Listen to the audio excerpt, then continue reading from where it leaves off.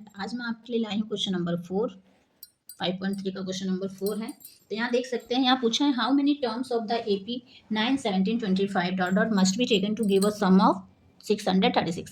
That means इस AP में ऐसे कितने टर्म होंगे जिस टर्म का सारे टर्म का जो सम है वो कितना होगा 636। हाउ मेनी टर्म्स जब भी क्वेश्चन में पूछा जाएगा तो इसका मतलब आपको क्या निकालना है, एन निकालना है। तो एन निकालने से पहले हम ए और डी निकाल लेते हैं। तो ए हमारा कितना है यहाँ पे बेटा 9 है, और डी हमारा कैसे निकलेगा, second term minus first term. तो सेकेंड कितना है 17 माइनस 9 8। अब एस एन निकालने का फॉर्मूला क्या होता है, S N equal to N by 2 2a plus N minus 1 and D. ठीक है, ओके। एस एन हमें कितना दे रखा है 636 इक्वल टू एन गिवन नहीं है, ये एस टी जैसे रहेगा 2 मल्टीप्लाई ए हमें कितना दे रखा है 9, so 9 plus N minus 1 and D कितना है 8। ठीक है, अब यहाँ देखिए 2 डिवाइड में है, ये 2 जो डिवाइड में है ये इसके साथ भी है इसके साथ भी है, तो 2 से इसको हम क्या करेंगे कट करेंगे। तो 2 को ये 2 से कट हुआ तो क्या बचा आपका 9, और इसमें से 2 से कट होगा तो आपका क्या बचेगा बेटा 4। तो एन माइनस 1 एंड 4, ये एक ग्रुप है ये एक ग्रुप है ये आपका।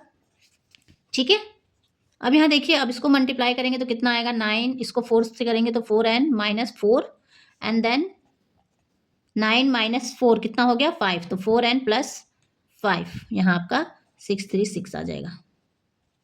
ठीक है, अब इस n का मल्टीप्लाई करेंगे तो क्या आएगा 4n की स्क्वायर प्लस 5n, और ये जो प्लस का है ना इधर आके किसका हो जाएगा माइनस का, तो आपकी इक्वेशन ये बन जाएगी। इक्वल हटा देते हैं यहाँ से, तो ये आपकी क्या बन गई इक्वेशन बन गई। अब यहाँ पे देखें, अब हमें ऐसा नंबर सोचना है, अब हमें ऐसी संख्या सोचनी है कि जिसका पहले तो 4 और इसको मल्टीप्लाई करके देख लेंगे। तो 4 और इसको मल्टीप्लाई करते हैं तो हमारा कितना आएगा 2544। ठीक है, कितना आएगा मल्टीप्लाई करने पे 2544। ठीक है, और सेंटर में आपका कितना है 5।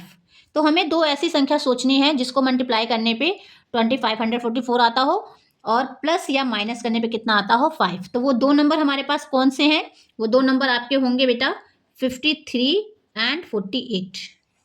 53 और 48 को जब आप माइनस करेंगे तो आपका 5 भी आ जाएगा, और दोनों को जब मल्टीप्लाई करेंगे तो आपका 2544 भी आ जाएगा। तो हम इसमें इस इक्वेशन को क्या करेंगे तोड़ेंगे, तो ये आपका 4n का 4n ही रहेगा, एंड देन इस 5n की जगह हमें ये रखना है। ठीक है, अब हमें रखना कैसे है, हमें जो 5 चाहिए वो पॉजिटिव चाहिए। ठीक है, तो इन दोनों में से जो बड़ा है उसको आप पॉजिटिव रख लें, तो 53 को हम पॉजिटिव रख लेते हैं और यहाँ n लगा दो, बिकॉज यहाँ पे n में इक्वेशन चल रही है, यहाँ माइनस में 48n लिख देते हैं माइनस 636। ठीक है, अब ये जो ग्रुप है ना, ये एक ग्रुप और ये एक ग्रुप, अब इसमें से कॉमन लेंगे फिर इसमें से कॉमन लेंगे, तो इन दोनों में से जो आपका कॉमन आ रहा है वो क्या आ रहा है n कॉमन आ रहा है। ठीक है, क्योंकि 4 से तो डिवाइड होगा ही नहीं 53, तो इन दोनों के पास जो मेन दोनों के पास है वो क्या है n, तो एक n कॉमन आएगा बिकॉज इसके पास एक ही n है। ठीक है, तो जिसके पास जितना कम होगा वही कॉमन आएगा।